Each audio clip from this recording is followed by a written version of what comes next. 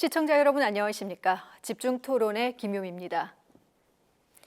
무등산 한켠 용추계곡에서 발원해 광주 시내를 타고 흘러 영산강과 만나는 광주천. 이 광주천이 올해 국가지정 하천으로 승격됐습니다. 한때는 각종 생활하수와 오염물질 때문에 냄새가 진동했지만 2006년 환경 수질 개선을 시작한 이후 깨끗한 물에서만 산다는 수달의 모습이 발견되기도 했는데요. 앞으로의 광주천을 어떻게 가꾸고 지켜나가야 할지 오늘 이 시간 자세한 얘기를 나눠보겠습니다. 자, 오늘 토론을 위해서 네 분을 모셨습니다. 먼저 최낙선 광주지속가능발전협의회 생태환경위원장 나오셨습니다. 안녕하세요. 네, 안녕하세요. 다음 김종일 광주전남연구원 초빙연구위원 나오셨습니다. 어서 오세요. 네, 안녕하십니까. 그리고 홍기협 광주천 지킴이 모래톱 대표 나오셨습니다. 안녕하세요. 안녕하세요. 마지막으로 박경희 광주 전남 녹색연합 습지보존위원장 나오셨습니다. 반갑습니다. 네, 안녕하세요. 네. 1980년대 이후에 이 생활용수 또 각종 오폐수가 대량 배출되면서 영산강 오염의 주범이라는 비난을 받기도 했었죠. 이 광주천. 그리고 여기에 오염물이 퇴적하면서 바닥을 드러내는 악취를 또 내뿜는 건천화 현상까지 나타나면서 참 문제가 많기도 했는데요. 이번에 이 광주천이 국가하천으로 승격됐어요. 이 이전의 광주천의 어떤 상황이라든지 이전의 상태 또 그 과정들에 대해서 먼저 좀 얘기를 나눠보겠습니다. 김종일 연구위원께서 먼저 좀 말씀을 해주시죠. 영산강에서 광주천 유역에 가장 많은 인구와 산업이 집중되어 있습니다. 그러다 보니까 아무래도 이제 오염물질이 이제 많이 이제 하천으로 유입이 되는데 그게 하천의 유량이 이제 풍부하게 되면 어느 정도 희석시키는 그 효과가 있게 됩니다. 그런데 광주천의 이게 유량도 부족하고 또 흘러 들어가는 그 영산강의 유량도 부족해서 항상 이렇게 이제 광주천이 영산강 수질 오염의 주범으로 그렇게 이제 인식이 되어 왔습니다. 그리고 이제 광주천도 유량이 부족한 탓에 도시하천의 기능을 제대로 수행하지 못하고 지금까지 왔다고 볼 수 있습니다. 네. 자, 최낙선 위원장께서도 그동안의 광주천 이전의 상황들이 정말 문제점들이 많았다라는 차원에서 이제 개선의 부분들도 많이 또 주장을 했을 것 같은데요. 어떻습니까? 예. 아마 지금의 광주천의 모습은 아마 2004년부터 2009년에 있었던 광주천 자연하천 정화 사업의 현재 결과입니다. 그래서 부족하지만 어찌됐든 간에 자연하천을 만들기 위해서 시가 여러 가지를 통해서 수량 확보나 수질 개선을 통해서 노력을 했지만 그래도 아직까지도 부족한 점이 많습니다. 그래서 우리 광주 시민들이 광주천을 많이 찾고 있는데 앞으로도 광주천의 수질 개선이나 수량 확보 부분은 저희들 광주시나 아니면 민간단체에서 끊임없이 노력을 해서 아무튼 수질 개선하고 자연하천 만드는 사업은 아마 계속해서 해야 되지 않겠냐는 생각을 가지고 있습니다. 네, 광주 시민들이 늘상 또 보고 옆에 두고 있지만 또 관심의 부족으로 오염되고 방치되는 부분도 어느 정도 있었던 것 같아요. 그 과정 속에 박경희 위원장께서 또 어떤 부분들을 얘기해 주실 수 있을까요? 예, 한참 70년, 80년 이제 산업화와 도시화로 인해서 광주천의 수질 오염이 심각해지면서 많은 지류 하천들이 복개가 되었습니다. 네. 그래서 여전히 광주천 상류나 중류에 있는 대부분의 하천이 이제 복개되어 있는 구간들이 많은데 향후 이런 부분들에 대해서 복개 하천을 복원하고 또 복원된 하천들의 물들이 광주천으로 유입되면서 광주천의 실질적인 유량을 좀 확보할 수 있는 방안들을 좀 강구하는 측면에서 광주천의 관리 정책이 좀 변화가 있어야 된다 이런 생각이 듭니다. 네, 말씀해 주신 것처럼 이제 1970년대 들어서 양동시장 인근의 경우 광주천 천변에 복개 공사를 하기도 했죠. 이 구간에 이제 광주천은 어떻게 보면 콘크리트 속에 들어가 있는 건데 여전히 악취가 난다는 민원들도 있습니다. 광주천 지킴이로 또 활동을 하고 계시는 홍기혁 대표께서도 한 말씀 해주시죠. 지금 현재 그 광주천의 복개 구간인 그 양동시장 부분에서는 지금 양안이 지금 주차장으로 지금 이용되고 있고 그 복개하천인 그 동계천이 우수하고 오수가 분리되지 않은 상태에서 지금 유입이 되고 있어서 적은 비에도 그 오수가 하천으로 유입이 되어 이제 상당한 오염원이 되고 있고요. 특히 이제 그것도 상가에서 유입되는 그 오수 관거해가 누수가 심해서 그런 부분이 하천으로 유입되는 것이 많이 목격이 되고 있고, 그리고 또 이제 복개 하천이다 보니까 햇볕이 들지 않기 때문에 식생대가 형성되지 않고 있습니다. 그래서 하천 자체적으로 정화 활동이 거의 이루어지지 않고 있고, 이제 개선 방안이라고 한다면 최상은 복원이고요. 이제 이 복원은 좀 이제 장기적인 안목으로 해야 될 것 같고, 이제 차선책으로 지금 할 수 있는 것은 우수하고 오수를 이제 분리해서 관거를 유입하는 것 방법하고, 그다음에 이제 그 주차장을 폐쇄해서 차량에서 나오는 기름이라든가 그다음에 쓰레기를 원천적으로 차단하는 게 좋은 방법이라고 생각합니다. 네.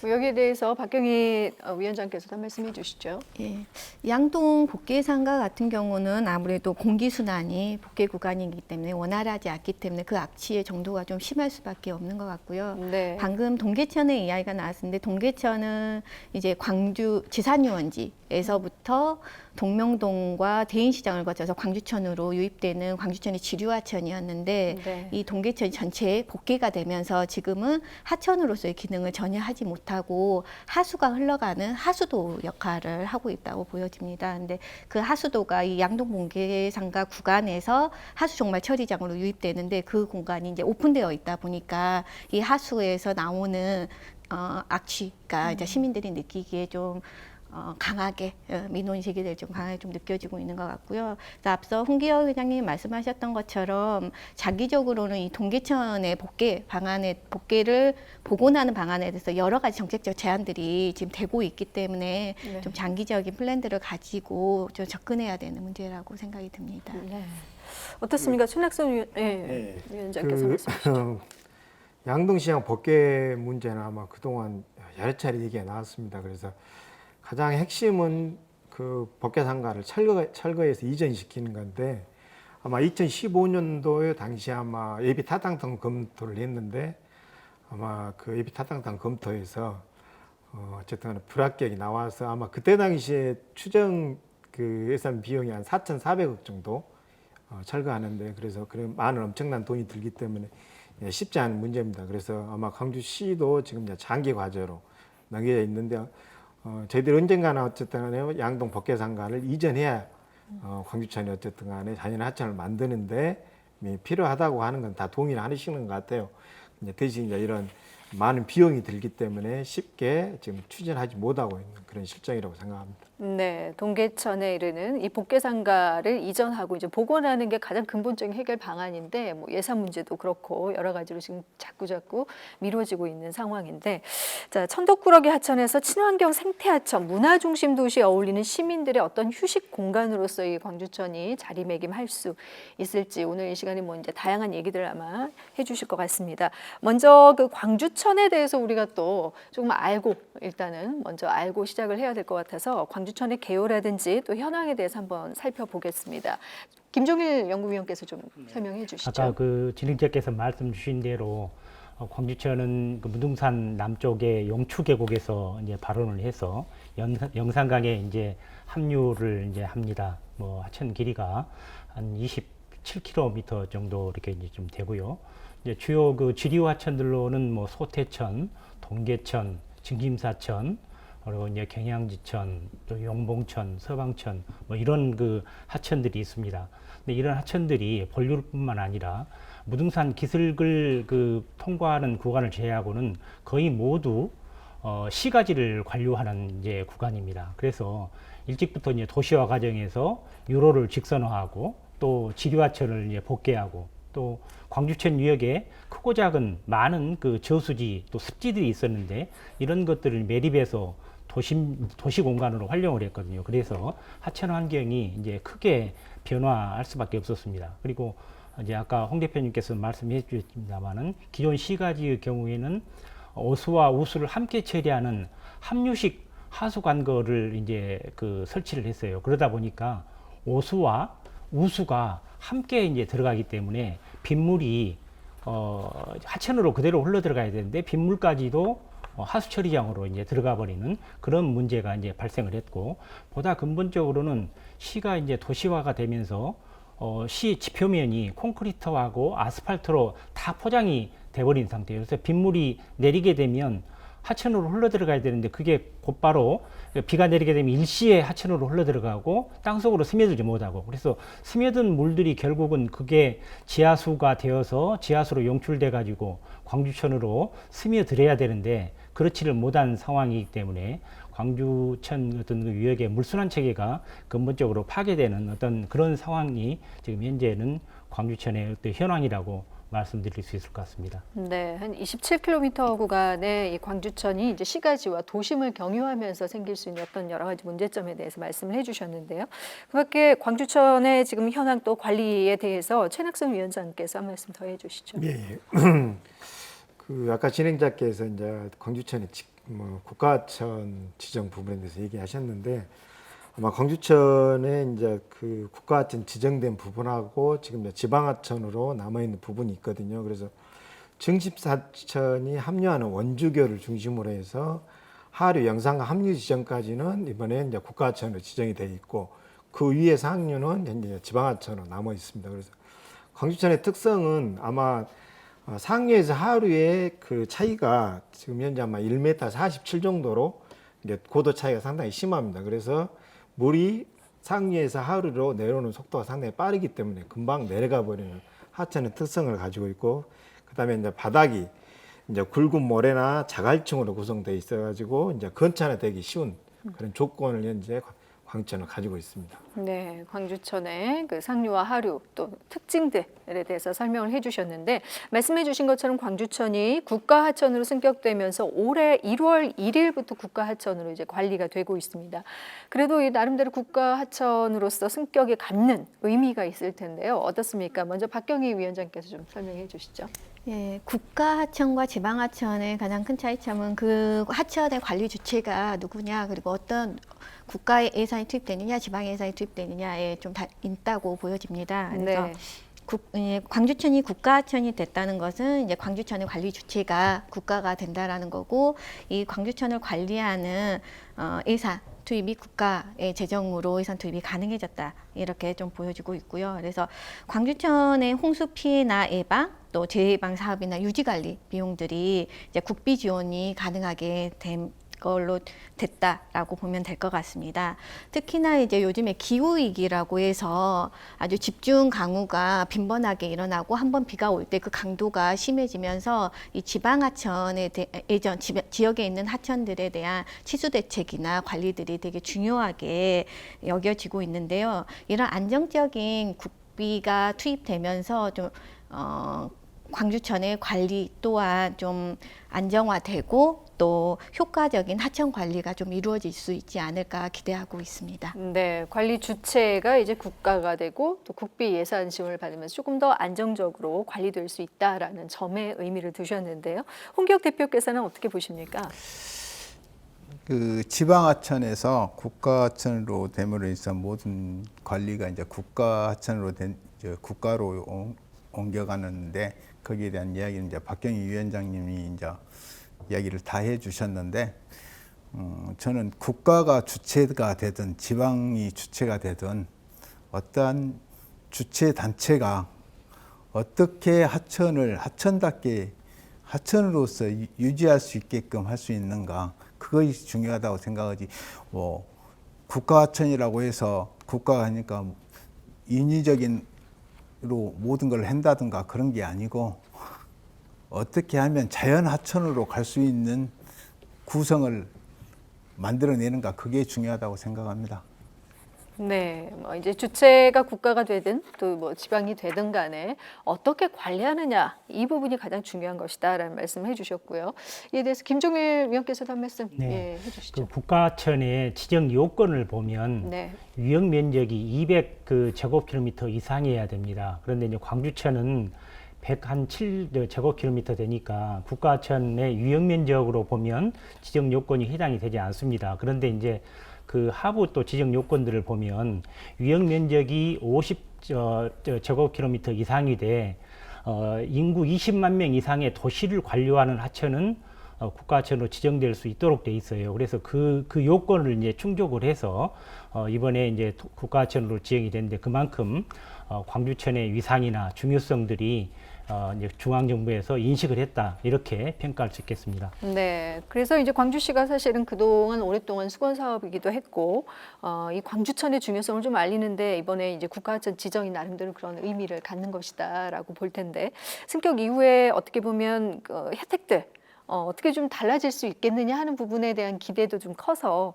혹시 최낙선 위원장께서도 한 말씀 좀 해주시면 좋겠습니다. 네, 아마 이제 그 도심권은 아마 그 기상 이변으로 인해서 이제 집중호우 시 아마 이제 홍수 문제가 상당히 이제 걱정이 많이 되는 지역입니다. 그래서 아마 국가하천으로 지정되면 우선 중앙 정부로부터서 홍수 예방 사업으로 아마 지금 현재 약 한 1,000억 정도 예산을 지원을 받아서 그 예산을 가지고 현재 홍수 예방 사업을 할 수 있다고 하는. 그래서 우선 국가로부터서 예산 지원을 좀 많이 받아서 광주천을 아마 체계적으로 홍수 예방 사업을 할 수 있다고 하는 게 아무튼 큰 아마 이득이 아니냐라고 생각이 듭니다. 네, 혹시 또 기대하는 부분이 있을까요? 국가 지정 하천으로서. 네, 혹시 박경희 위원장께서 먼저 얘기해 주시고 김종일 위원께서 한 말씀 더 해주시죠. 예. 아까 홍기엽 대표님께서도 말씀하셨지만 어쨌든 광주천에 이제 좀 더 개선적인 방향 또 자연성을 회복하는 방향으로 가기 위해서는 좀 일관성 있는 하천의 정책들이 중요한데 아무래도 지방 예산을 가지고서는 현안에 집중하는 좀 그때그때에 찾는 그런 예산 투입들이 많다 보니까 좀 하천 관리의 부분에서 좀 체계적으로 관리하기가 힘든 부분이 있었습니다. 그런 면에서 계속 이야기되고 있지만 국가 예산이 투입됨으로써 좀 더 안정적이고 체계적인 하천 관리, 그래서 광주천이 지금보다는 좀 더 자연성을 회복할 수 있는 장기적인 광주천의 관리 방안들을 좀 마련해 볼 수 있는 좀 기회이지 않을까 싶습니다. 네. 이제 그런 그 긍정적인 측면만 있는 게 아니라 이제는 하천을 보존하고 이용하는데 광주시 또는 광주 시민의 뜻만 가지고서는 안 될 수 있는 부분들이 좀 있습니다. 홍수 관리 구역을 설정을 하게 되고 하천의 어떤 그 특성에 따라서 보존지구, 완충지구, 친수지구를 지정을 하게 되거든요. 그래서 예를 들어서 보존지구로 지정된 지역에 시가 또는 시민들이 거기에다가 친수시설을 설치한다. 이렇게 되면 이제 국토부가 거기에 이제 문제를 제기하게 될 겁니다. 이제 그런 그 문제들이 있고 하천 뭐 점용 허가랄지 이런 것들도 일단 이제 중앙정부의 이제 이제 어떤 그 결정에 따라야 되는 뭐 그런 문제들이 있습니다. 한 예를 들자면 우리 그 시민들이 이제 설문조사까지 거쳐서 황룡강에 있는 장록 습지를 습지 보호구역으로 이제 이제 하는 것에 이제 찬성을 했는데 그것을 환경부가 이제 국토부에 이제 승인 요청을 했는데 지금 국토부가 여러 가지로 지금 난색을 표명을 하고 있습니다. 그래서 그런 점들로 봤을 때는 이제 또 일부 좀 우려되는 부분도 좀 있다라고 하는 것을 말씀드리겠습니다. 네, 광주시와 광주 시민들 중심의 정책에 이제 국가적으로 검토가 됨으로써 조금 지연되는 부분들이 생길 수 있다라는 어떤 측면도 말씀해 주셨습니다. 자, 이 광주천은 뭐 오랜 광주의 역사를 함께 해온 천이기도 합니다. 후손들에게 이제 물려주기 위해서 광주시에서는 그래서 관심을 갖고 아리랑 문화물길 조성 사업을 시행을 하고 있는데요. 자, 먼저 이 아리랑 문화물길 조성 사업이 무엇인지 이 사업의 추진 배경이나 취지 또 사업 내용에 대해서 좀 더 설명을 듣고 싶습니다. 먼저 김종일 연구위원께서 좀 설명해 주시죠. 네. 이 사업은 이제 민선 7기 이용섭 그 시장님의 이제 공약이었습니다. 뭐 광주천에 문화와 관광이 연계될 수 있는 콘텐츠를 발굴하고 시민이 소통하고 즐겨 찾는 아리랑 문화 물길을 뭐 조성하겠다라고 하는 것이었습니다. 여기서 이제 아리랑이라고 하는 어떤 그런 그 표현이 들어갔는데 과거에 광주 천변에서 이게 3일 그 만세 운동을 부를 때 아리랑 노래를 부르면서 그 운동을 뭐 전개했다라고 하는 그런 의미에서 아리랑이라고 하는 그런 이렇게 이제 문자가 이제 들어가게 됐었고 그래서 이제 광주천을 그 지역을 대표하는 친수 또 생태하천으로 뭐 조성하겠다 이제 그런 그 공약이 이제 좀 들어가 있었습니다. 그런 것들을 실현하기 위한 세부 내용이라고 봅니다. 네, 조금 더 이거 광주 천변회니까 역사적인 사건과 함께 문화 물길로 조성하겠다라는 어떤 사업 취지인데 최낙선 위원장께서 좀 더 부연 설명해 주시죠. 예, 예. 그 광주시 아리랑 물길 조성단은 현재 그 행정부시장님이 그 단장으로 지금 현재 돼 있고, 그다음에 생태하천 보건분과와 이제 연계 관광문화 문화 벨트 분과로 이제 2개 분과로 돼 있고, 거기에는 이제 유관기관 전문가 해서 총 한 42분 정도가 현재 참여하고 있습니다. 그래서 그동안 8번 정도 회의를 거쳤습니다. 그래서 전체의 4번, 분과의 4번을 거쳐서 그 안에서 이제 국내 선진지의 시찰이라든지 시찰을 통해서 조사 분석하고, 그다음에 지류하천 복원이라든지 양동시장 이전 문제, 유지용수 확보, 이런 다양한 내용을 17개 정도의 실천 과제를 만들어냈습니다. 그래서 실천 과제 중에 이제 단기 과제와 장기 과제로 나누어서, 그래서 현재 아마 이제 그 단기 과제로서는 바로 실천할 수 있는 과제를 선정해서 아마 이달부터 아마 추진할 계획으로 아마 되어 있고, 그다음에 장기 과제 같은 건 아까 얘기 나왔던 것 같이 양동시장 복개 문제라든지 여러 가지 문제를 이제 장기 과제로 좀 넘겨서 지금부터 계속해서 논의해서 방법을 찾아가는. 그래서 현재 문화물길 조성단에서는 지금 현재 가장 핵심이 아마 광주천의 수질 개선과 그다음에 수량 확보, 물을 어떻게 확보하느냐, 그다음에 이제 이후에 현재 거기에 시민들이 활용할 수 있는 시설물에 대해서 최소화해서 조성하는, 그래서 다양한 얘기를 현재 진행하고 있습니다. 네, 아리랑 문화 물길 조성단에 대한 어떤 사업 또 과제에 대해서 간단하게 이제 언급해 주셨는데요. 자, 여기에 대해서 홍기혁 대표께서도 한 말씀 좀 해주시죠. 그 조성단에서 말하는 그 사업 내용을 보면은요, 뭐 수량 확보를 위해서 뭐 사수원지 용수를 끌어온다든가, 뭐 대형 건물 지하수를 활용한다든가, 가동보를 설치한다든가. 그 여기에서 보면은 사수원지 용수를 가져오는 것도 좋지만은 가져오는 방법도 문제가 될 것 같아요. 지금 현재 제가 듣기로는 광거를 이용해서 물을 가져오는 걸로 알고 있는데, 이것도 광주 도심을 그 도로 가에 흐르게끔 해서 광주천으로 유입되면은 보는 효과도 있고, 광주 도심의 열섬이라든가 여러 가지 그 효과들이 많이 있을 것 같고요. 그다음에 건물 지하수 활용은 그건 좋은 방법이고, 가동보호 실청은 4대강 사업에서 보듯이 보라는 것이 어떤 것이라는 것은 많은 국민들이 알 것입니다. 그래서 가동보호 신설은 절대적으로 해서는 안 될 것 같고, 만약에 가동보를 하게 되면은 광주천에서도 머지않아 여러분들이 좋아하는 녹대라떼를 볼 수 있을 것 같습니다. 그리고 이제 수질 개선 사업에서 이제 하천 유지 용수 이제 여과 시설 개선, 이거는 그렇다 치고, 가동보 교체, 이게 가동보 교체가 지금 2군데를 뭐 20cm 정도 더 높인다고 그러는데, 그 가동보 신설하고 거의 맞먹을 것 같습니다. 해서는 안 될 것, 없애야 할 가동보를 더 신설하고 교체해서 더 높인다는 것은 좀 문제가 있고요. 이러한 가동보가 없게 되면은 퇴적물이 거의 없어집니다. 퇴적물이 없어지고, 만약에 퇴적물을 준설을 하게 되면은 또 하천이 평탄 작업이 되고 새로운 또 생태계가 파괴될 것입니다. 근데 생태계 이제 복원 사업으로 해서 자연으로 돌려주는 구간, 그 구간이 사람이 이용하는 구간에 한 100분의 1 정도 될까요? 한 400m밖에 안 되니까요. 그 부분과 이 좁은 공간에서 생태계가 어느 정도로 이동이 될 수 있을 것인가, 그것도 좀 의심스럽고요. 잔디광장이라든가 캔딜러브 하부 정비 사업은 이것은 뭐 생태계 복원하고는 아주 관계가 없습니다. 전혀 관계가 없는 사람 중심의 하천 사업이라고 생각하고 있습니다. 네. 실천 과제나 사업 방식별로 문제가 될 수 있는 어떤 부분들에 대해서 또 말씀을 해주셨는데요. 자, 조금 더 이제 아리랑 문화물길 조성단 사업에 관련된 얘기를 지금 나누고 있습니다.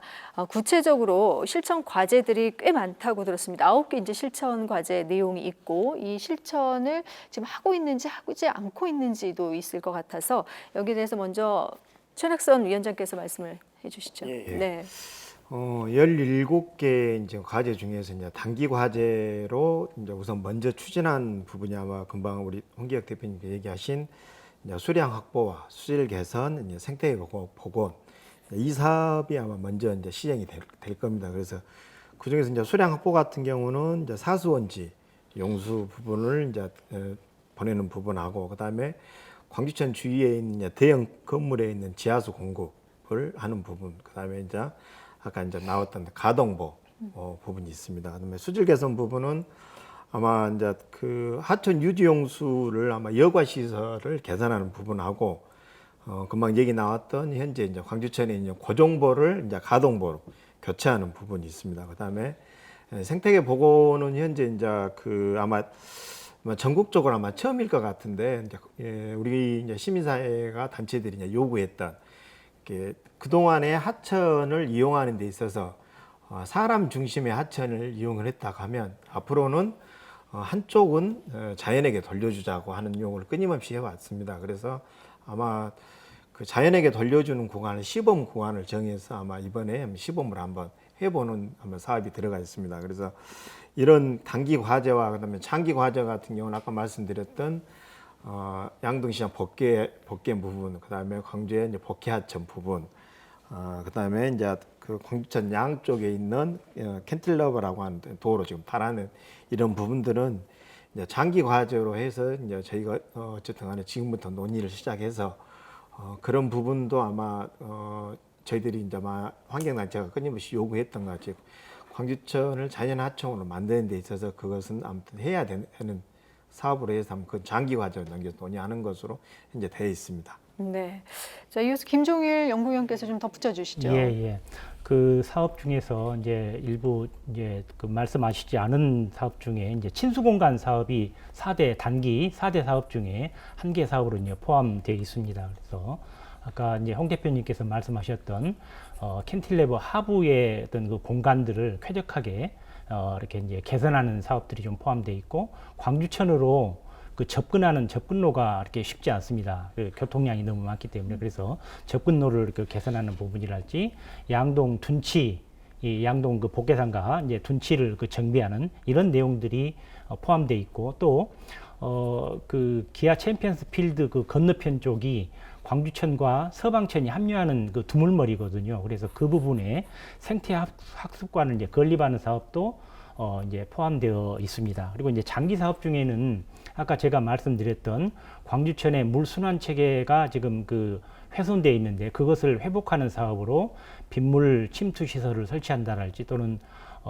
그 분류식 하수관거를 설치하는 부분들이 좀 포함되어 있고 관광 연계 사업으로는 아시아 문화전당 또 양림동의 역사 문화마을과 광주천을 연계해서 관광객이 또 광주천을 찾도록 하는 그런 사업들도 장기 과제에 포함되어 있습니다. 네, 단기 과제에서부터 장기 과제 이르기까지, 뭐 또 연계 사업에 이르기까지 이제 설명을 들어봤는데요.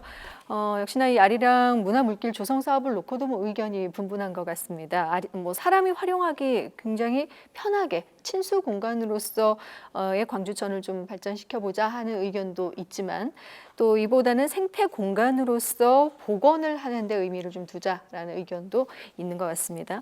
홍기혁 대표께서도 이 부분에 대해서 한 말씀 좀 해주시죠. 지금 그 아리랑 문화물길 조성 사업이 그 내용적으로 보면은 그 생태 하천보다도 친수 공간으로 만들기 위한 하천 사업이 아닐까 그런 의심이 많이 들고요.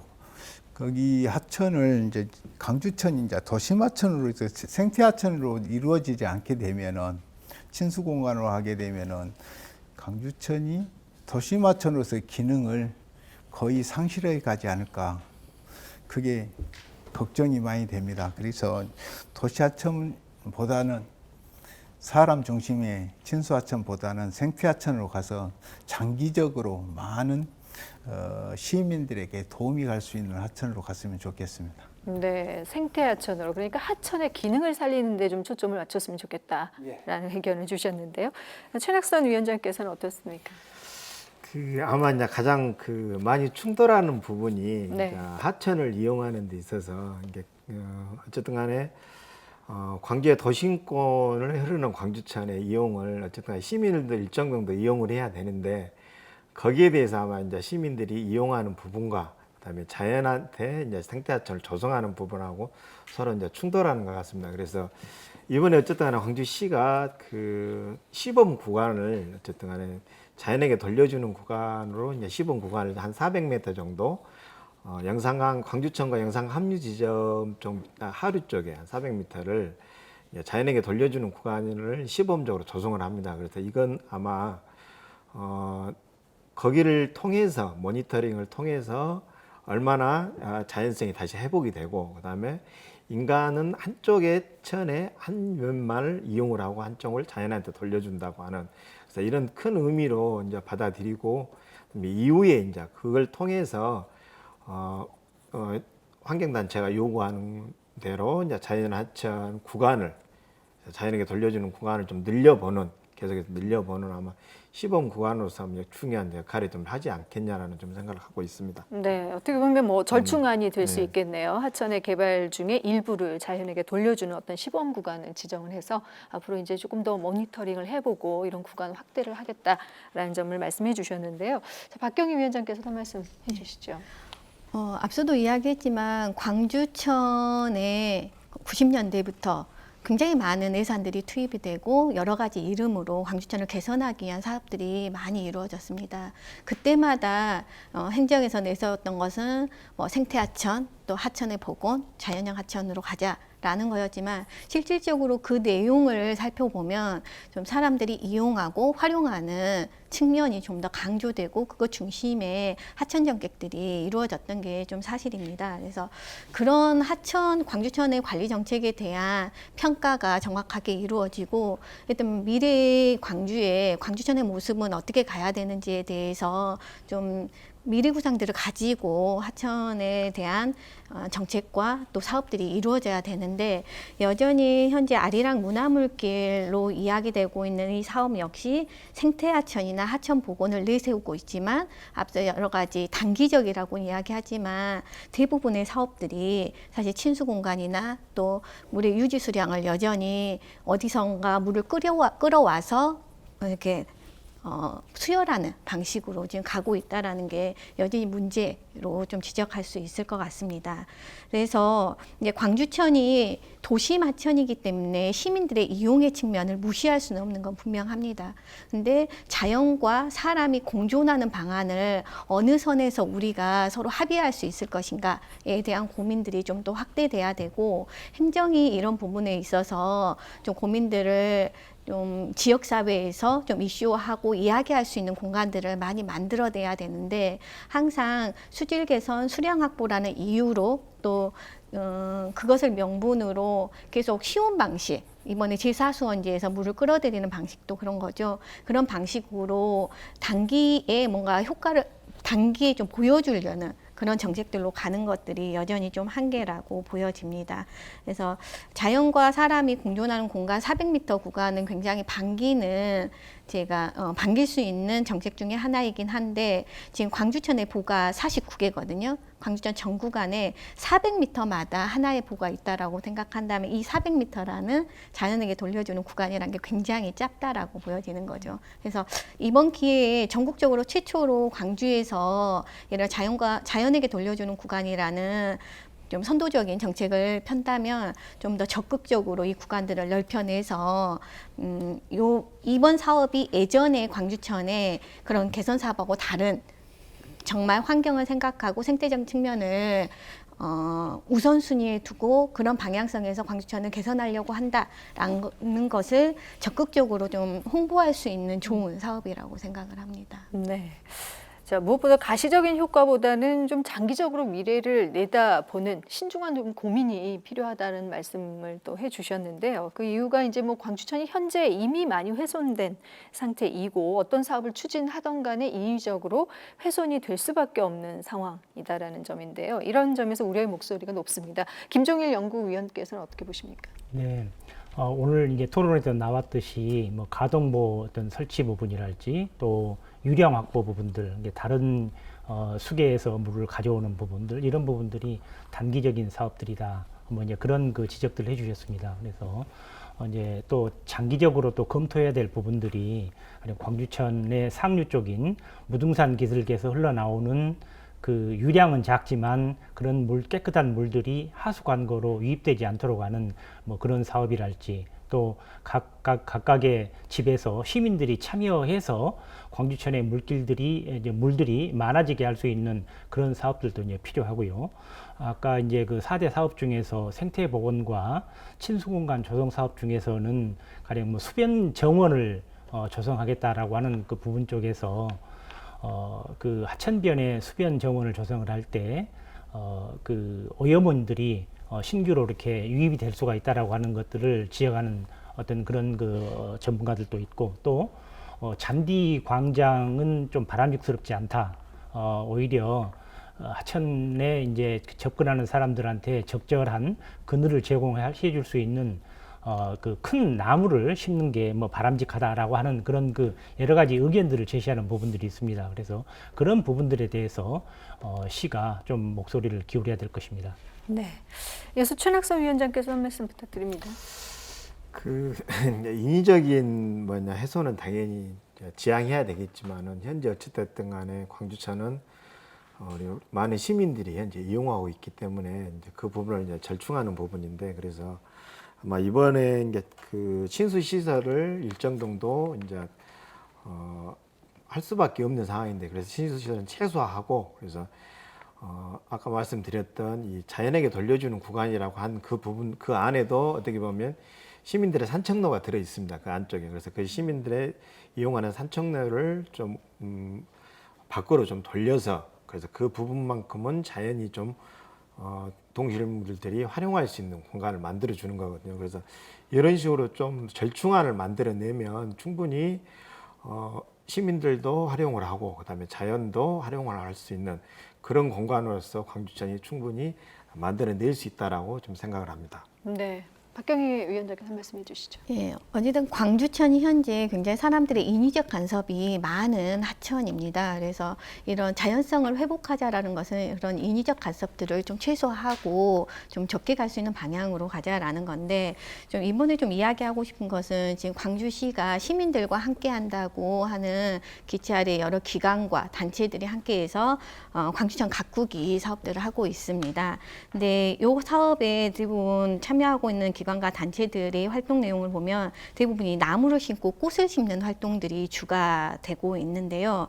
어쨌든 시민들이 관심을 가지고 광주천을 가꾸는 일에 함께하는 것은 좀 지속적으로 돼야 되고 굉장히 좋은 일임에도 불구하고 현재 이루어지고 있는 이 하천에 이렇게 식재하는 사업들이 사실 그 광주천에 살고 있는 수변 식생들을 식재하고 있는 것이 아니라 조경수를 식재하거나 외래식물을 좀 식재하면서 이 광주천의 도시화 지수를 높이는 오히려 시민들의 좋은 마음들이 좀 좋지 않은 영향을 광주천에 끼치고 있는 부분들이 있어서 이후에 좀 시민과 함께 광주천을 가꾸고 살리는 그런 일들이 좀 지속적으로 이루어지려면 이 광주천에 대한 이해와 또 어떻게 가야 되는지를 좀 참여하는 기관과 시민들과 함께 이야기하고 올바른 방향을 제시할 수 있는 좀 행정의 노력들이 좀 필요해 보입니다. 그래서 단지 화단을 조성하고 꽃을 심는 활동이 아니라 이미 많이 들어와 있는 생태교란동 퇴치 활동을 한다거나 좀 다른 방식으로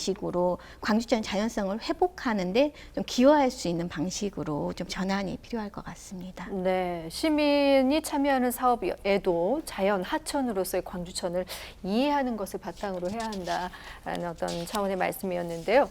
자, 지난 6월 이용섭 광주시장이 자전거를 타고 돌면서 광주천과 영산강 일대를 점검하기도 했습니다. 이번 달부터 본격적으로 광주청 아리랑 물길 환경 정비 사업이 이제 시작이 되는데요. 뭐 여러 가지 문제점에 대해서도 앞서 뭐 말씀을 잠깐 해주셨지만 그래도 이번 사업을 통해서 우리가 기대해 볼 수 있는 어떤 기대 효과로 할까요? 이런 것들이 있다면 어떤 게 있을까요? 먼저 홍기욱 대표께서 말씀해 주시죠. 아리랑 문화물길 조성 사업이 내용을 보면은 전체적으로 봤을 때 친수 공간이 너무 많다는 것이 이제 있고요. 그 중에서는 이제 가장 우려가 되는 것이 보호 신설과 정설인데, 보호가 가지는 그 특성이 뭐 유지용수 확보라든가 유지용수 확보하고 물을 사용하기 위한 과거에 농업용수로 사용하기 위한 그 보를 많이 만들었었는데, 지금 현실에서는 특히 이제 강주천 같은 경우에는 농업용수로 사용해야 할 일은 거의 99% 없고요. 그렇기 때문에 그 유지용수 확보로만 이용할 건데, 그 보가 만들어짐으로 인해서 생태계에서는 엄청난 어려움을 겪을 수가 있거든요. 이제 생태 통로를 뭐 차단해서 뭐 하류에서 올라오는 물고기가 상류 쪽으로 올라갈 수 없는 이제 그런 경우도 있고, 특히 이제 강주천에서 보를 맞게 되면은 우수와 하수가 분리되지 않는 상태가 있기 때문에 적은 비가 왔을 때, 많은 비가 왔을 때는 가동보이기 때문에 보가 넘어져서 물이 고이지 않지만은 적은 비에서 특히 5mm 이하였을 경우에는 오수가 그대로 하천으로 유입이 됩니다. 그 많은 원인들이 그 보로 인해서 퇴적이 될 거거든요. 그 퇴적이 됨으로 인해서 하천수가 오염이 될 것 같고요. 그다음에 보로 그 무 수량이 많다 보니까 거기에 따르는 하천변의 그 변화가 많이, 경관이 많이 훼손될 것 수도 있고, 그다음에 이러한 그 환경적 요소가 있기 때문에 그 보의 신설이라든가 보를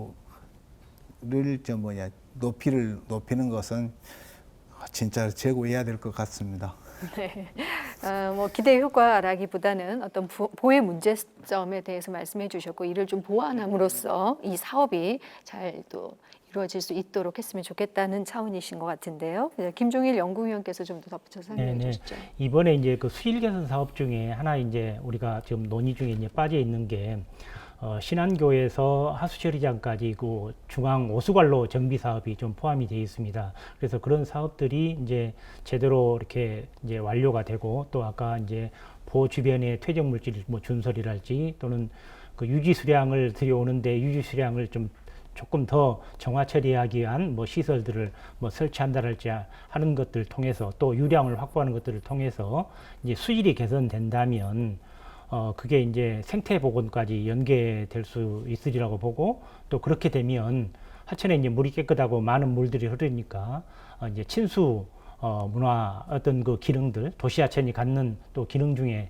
하나일 텐데, 이제 그런 것까지 파급 효과가 있으리라고 생각이 됩니다. 다만 일부 지금 이제 우려를 그 표시하는 그런 사업들에 대해서는 충분한 논의 또 검토 과정을 통해서 긍정적인 사업에 대해서는 파급 효과를 극대화하고, 또 약간의 우려스러운 사업들은 나중에 어떤 그 부정적인 영향이 커지면 안 되지 않겠습니까? 그래서 그런 것들은 좀 논의하는 그 과정들이 중간중간 좀 있었으면 좋겠다라고 생각을 합니다. 네, 광주천 아리랑 물길 환경 정비 사업에 대한 내용에 대해서 얘기를 하고 있는데요. 박경희 위원장께서는 어떻게 생각하시는지요?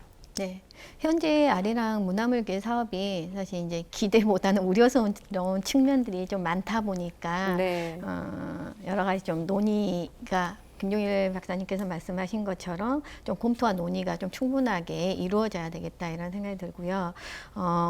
앞서도 이야기했지만 어쨌든 광주천이 그동안 하천의 공간을 사람들이 다 이용하고 있는 공간이었는데, 이 공간 중에 일부를 다시 자연에게 돌려주겠다라는 좀 선도적인 정책들을 냈습니다. 그래서 굉장히 반길 만한 정책이라고 생각하고, 이번에 이 시범 운영하는 이 구간들에 대한 모니터링을 통해서 생태적인 변화뿐만 아니라 이렇게 했을 때 시민들은 어떤 불편이 있는지 또 그 시민들이 느끼는 만족도는 어느 정도인지에 대한 모니터링도 역시 같이 이루어져서 이 자연과 사람이 공존한다라는 게 어떤 건지에 대한 좀 시범적인 좋은 모델을 좀 만들어낼 수 있는 기회가 됐으면 좋겠습니다. 네, 시민과의 논의를 통해서 좀 더 덧붙여서 네네. 이제 얘기를 드리자면요. 이게 우선 이제 수량 확보, 수질 개선, 그다음에 이제 생태계 복원 이 이제 세 축이 아마 중심이 될 것 같은데 아마 가장 얘기가 많이 되는 부분 이제 수량 확보가 이게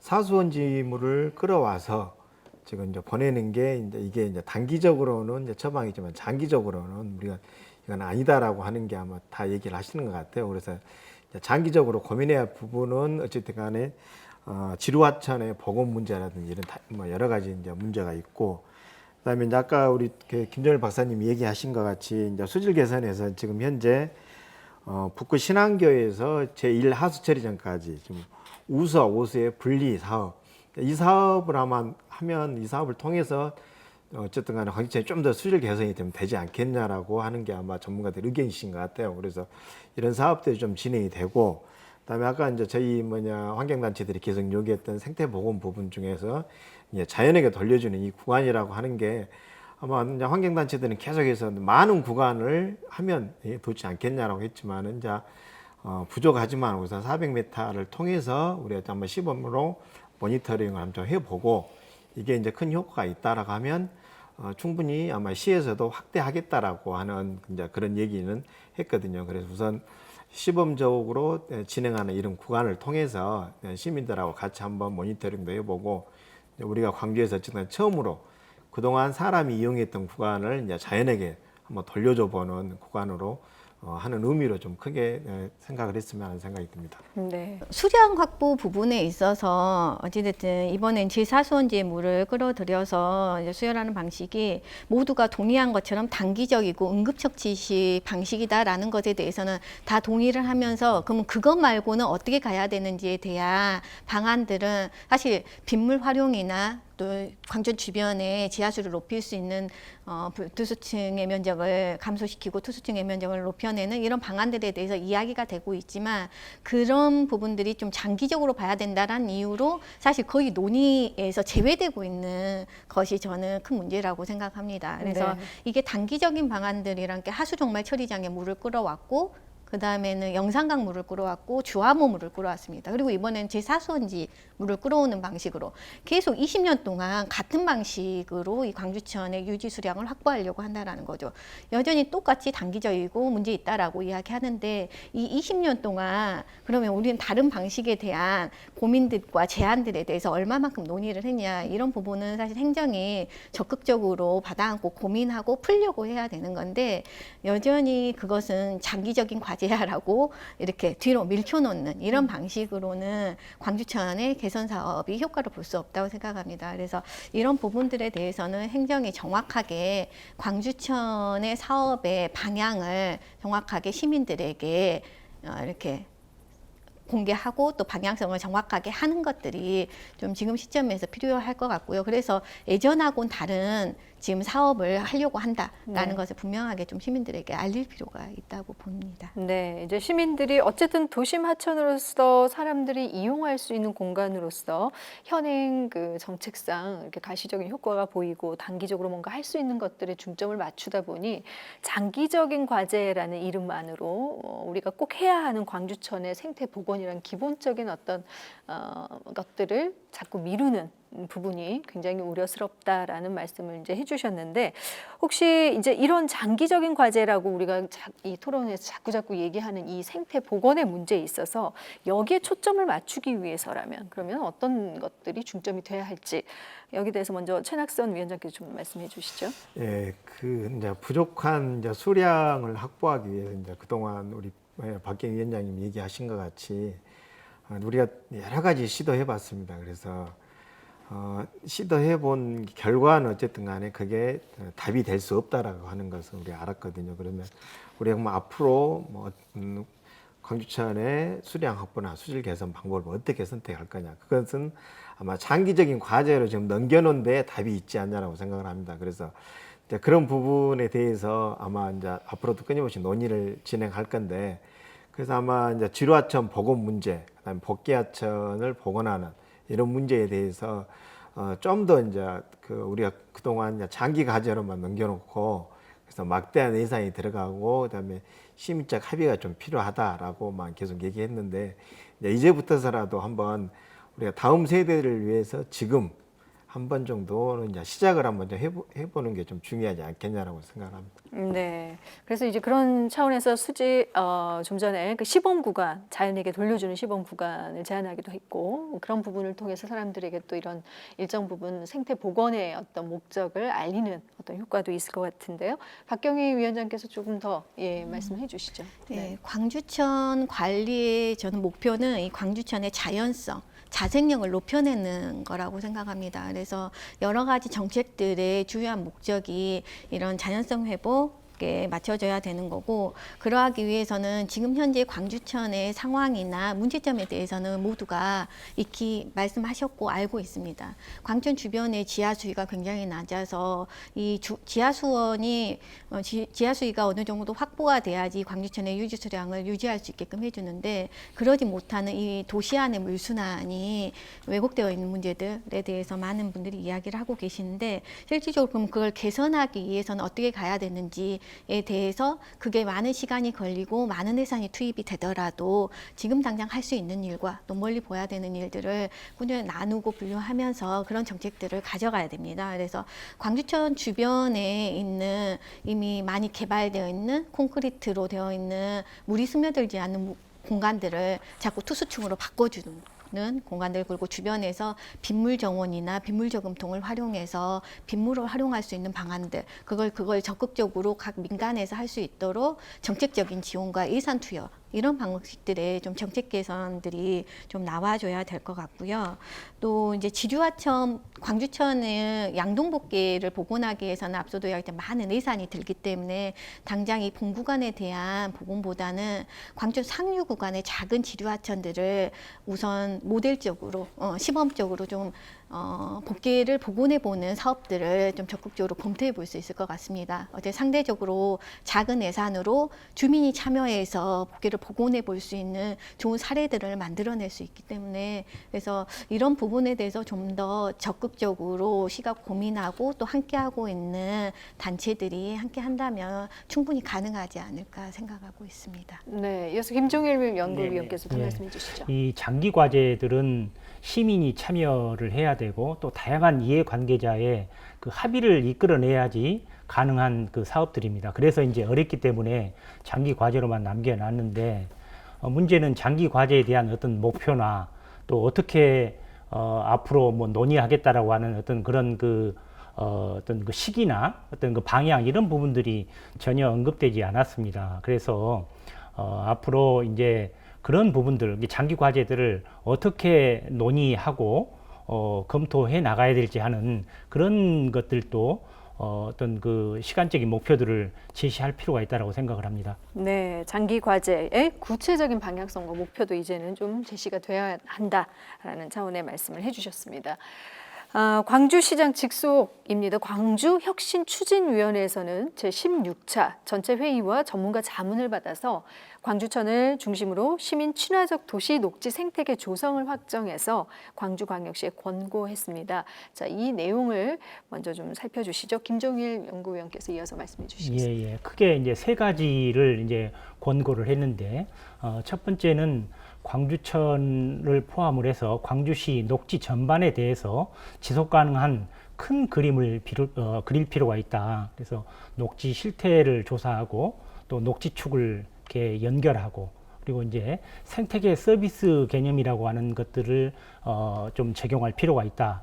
이렇게 권고를 했고요. 두 번째는 무등산과 광주천 그리고 영산강을 영산강이 어떻게 보면 광주의 큰 어떤 이제 녹지축이 되는데, 그러한 녹지의 연결성을 이제 강화, 확보해라. 그래서 이제 이런 그 방법으로 도시의 숲길을 조성하는 부분들, 그 다음에 녹지 벨트, 그리고 소규모 녹지 공간을 조성하는 이런 그 방안들을 검토해라고 권고를 했습니다. 그래 마지막으로는 이제 광주천과 이제 지류하천들의 유지수를 확보를 해서 시민 친화적인 생태 그 공간으로 이제 복원해라. 그래서 소태천과 같은 그 지류하천에 습지를 이제 저류 습지를 조성을 해서 이를 생태 문화 그 공간으로 활용을 하고 우리가 누차 지금 말씀 나왔던 그 복개하천의 시범 복원 사업을 추진해라고 하는 것이었습니다. 그래서 이게 지난 6월 초에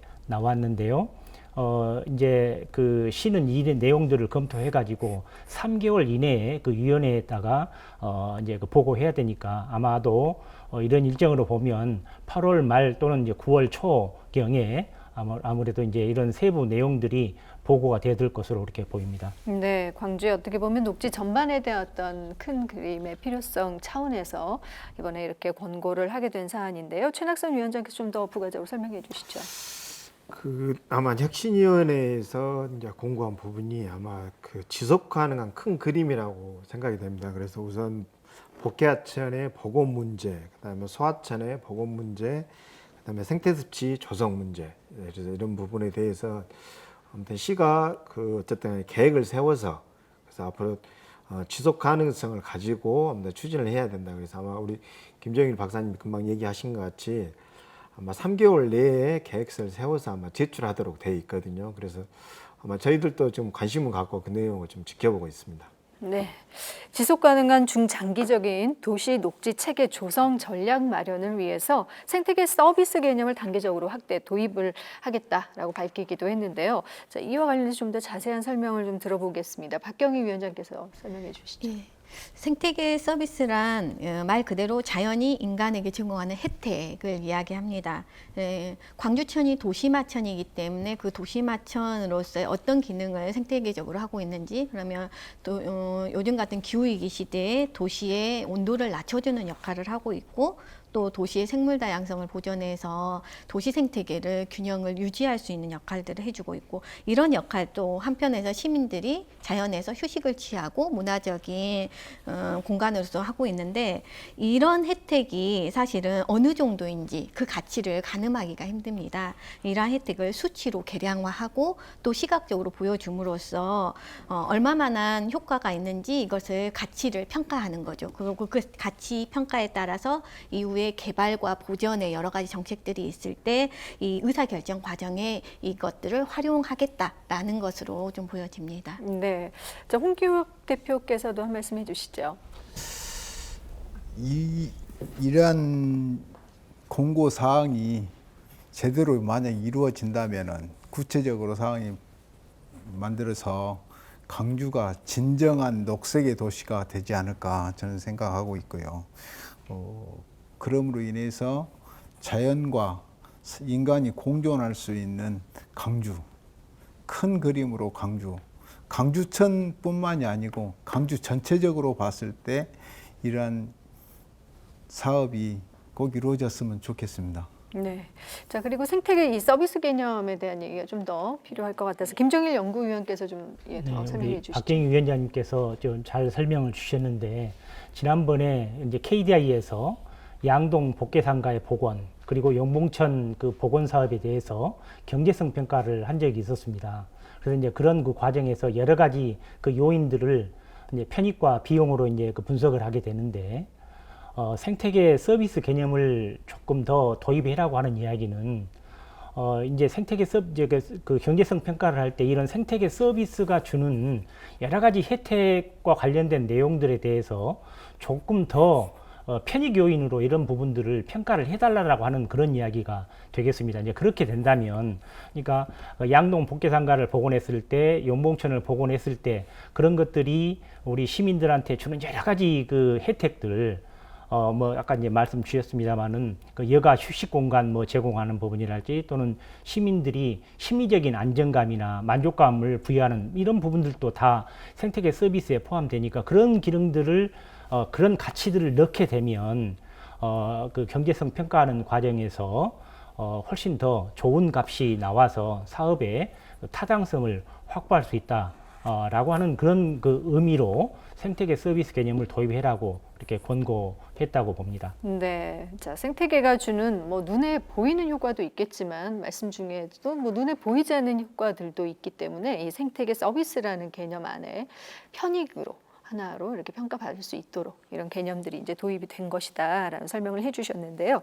자, 광주시가 추진을 하고 있는 광주천 복원 사업과 관련해서 혹시 참고할 만한 롤모델이 될 수 있는 사업이 있을까요? 최낙선 위원장께서 혹시 있으면 좀 사례를 설명해 주시죠.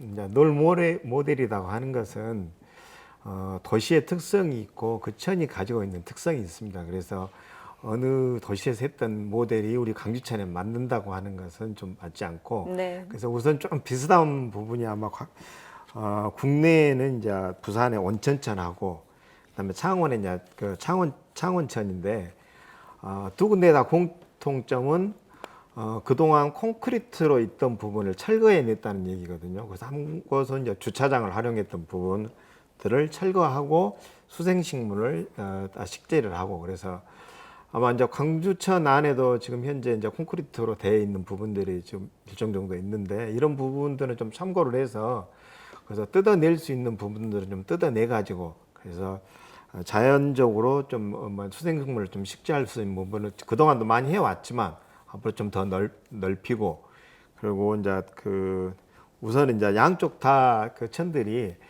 우선 도심권 안에 있기 때문에 어쨌든 간에 도시민들이 이용한다라고 하는 내용이 있습니다. 그래서 일정 정도 또 친수 공간을 마련할 수밖에 없는 조건을 갖고 있습니다. 그래서 어찌됐든 친수 공간을 최소화시켜서 새롭게 좀 소생한 부분을 좀 첨가할 수 있죠. 그래서 아마 광주천도 우리가 계속해서 얘기 나오는 부분이 일정 부분 어쨌든 간에 시민들이 이용해야 되기 때문에, 그래서 이용하는 부분을 좀 어쨌든 간에 좀 최소화시키고, 그다음에 자연에게 좀 다시 돌려주는 구간을 좀 넓혀보는 그런 모델을 좀 가져갔으면 하는 생각입니다. 네, 롤 모델이라고 해서 다른 하천을 그대로 적용하기는 사실 힘든 부분이 있어서 광주천만의 특징을 또 잘 살리면서 반영할 수 있는 어떤 또 하나의 롤 모델이 될 수 있게끔 이런 것들을 이제 신중하게 또 고려해야 될 텐데요.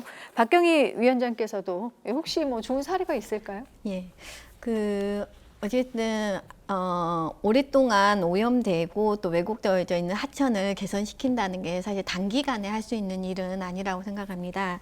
제가 몇 년 전에 일본의 노가와라는 하천을 다녀왔었는데, 이곳이 이제 광주천하고 좀 비슷한 사례를 가졌던, 진행 과정을 가졌던, 이게 도시화와 산업화로 인해서 수질이 오염이 되고, 그로 인해서 그 수질 개선을 위해서 하수 처리수를 방류해서 해왔던 그런 하천이었는데, 이 하천을 살리기 위해서 이제 가장 중요한 것이 이 하천 주변의 지하 수위를 확보하는 거다라는 좀 주민들의 인식이 퍼지면서 이 주민들이 집집마다 이 빗물을 침투시킬 수 있는 시설들을 설치하면서 이 빗물이 땅으로 침투되면서 실질적으로 하천을 살려낸 사례가 있거든요. 그래서 이걸 하는데 30년이 걸렸다고 합니다. 그래서 그 사례를 보면서 광주천에서도 사실 유역의 물순환의 부분을 자꾸 이야기하는데 5년, 10년을 보지 않고 좀 긴 시간 이렇게 주민들과 시민들이 참여할 수 있는 실질적인 과정들을 좀 가져가고 그 효과들을 30년 후에 우리가 가져올 수 있다면 좀 적용해 볼 수 있는 좋은 사례이지 않을까 좀 생각했습니다. 네, 일본의 뭐 사례 중에 하나를 소개해 주셨는데요. 김종일 연구위원께서도 혹시 생각나는 이제 게 두 하천의 네. 사례를 간단히만 말씀을 드리면, 네네. 일본의 이제 키타큐슈의 이제 무라사키 가와를 좀 말씀을 드리겠습니다. 그 이제 구도심을 재생하면서 하천을 정비한 사업의 이제 모델 사업인데요. 네. 하천변으로 접근성을 개선하고 또 하천에 횡단하고 있는 많은 교량들이 있었는데 그 교량을 어떤 그 디자인을 적용을 해서 시민들의 어떤 그 친수 공간으로 활용하도록 했고, 또 시민의 아이디어를 모아서 환경 학습관을 뭐 설계하도록 이렇게 했던 어떤 뭐 그런 사례가 있습니다. 또 하나의 사례는 뭐 같은 도시인데요, 바찌가와라고 하는 그 작은 하천입니다. 우리 이 하천에서 좀 배워야 될 점은 계획 수립하는데 10년이 걸렸어요. 네. 워낙 이제 구시가지의 이제 주거 지역을 흐르는 하천들이기 때문에 사람들의 어떤 그 합의를 도출하는데 상당히 많이 시간이 걸렸거든요. 그래서 시민 참여형 계획 수립과 시행 이런 모델로 이제 소개되고 있는 하천입니다. 네, 하천의 접근성을 높일 수 있는 어떤 시민 참여의 공통점을 갖고 있네요. 시민의 아이디어라든지 또 시민 참여의 방법을 통해서 계획을 수립하는 하천의 사례들까지 말씀해 주셨습니다. 혹시 홍기혁 대표께서도 광주천이 이렇게 됐으면 좋겠다라는 어떤 좋은 사례 혹은 생각하고 계시는 바가 있으면 간단히 좀 얘기를 해 주시죠. 방금 전에 박경희 위원장님이 말씀했던 그 하천에서 제가 가장 뜻깊게 봤던 게 뭐였냐면은 그 볼을 반만 딱 보존을 해놨더라고요. 반을 잘라버리고 그것을 왜 그렇게 해놨냐고 했더니 그 교육을 하기 위해서. 우리 이 하천은 원래 보가 있었는데 하천의 유지수를 좀 정화시키기 위해서 볼을 제거하기 위한 우리는 이렇게 제거를 해서 이 하천이 이렇게 깨끗해졌다. 것을 보여주기 위해서 반만 보존했다고 그 교육을 이야기를 하더라고요.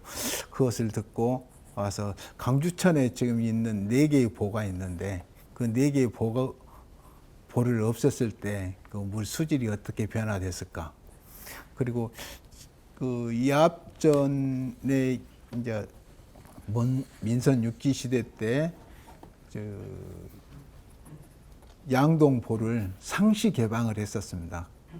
그 동안에는 거기에 위에 그 강주교 위쪽에 그 물 수질이 상당히 맑게 깨끗하게 보였었는데 지금 6, 7기에 와서 바로 그 보를 막았거든요. 그러면서 물이 이제 유지용수가 많아졌는데 물 색이 많이 안 좋아지고 바닥에 퇴적이 많이 되고 있습니다. 그러므로 이것을 보면 역시 보가 하천의 유지수, 수질에 어떠한 영향을 우리 눈으로 볼 수 있는